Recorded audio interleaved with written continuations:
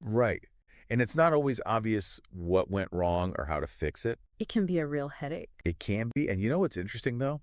Often the error message itself actually gives you a clue. And this is something that Deepak actually encountered during an Acumatica upgrade for one of his clients. They hit a wall with a key screen in their system, and the error message that popped up was, entry form cannot be automated, and that's exactly where Deepak's expertise came in. So how did he actually approach this particular problem? Then he very carefully removed the custom pages that were causing those problems. Okay. And then he actually had to go into the ASPX file, which is kind of like the technical instructions for a web page, you know. Like the code behind it. Exactly. And he had to make sure that all those components were integrated correctly. Right. So making sure everything's talking to each other the right way. Exactly.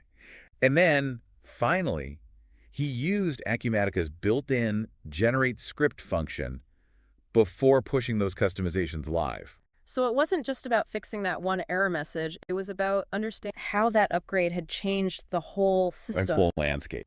And this could apply to any software, not just Acumatica. Exactly. Yeah. You can't just assume that everything is going to work perfectly afterwards. Mm. You really have to pay close attention to compatibility. Don't hesitate to reach out to Tayana.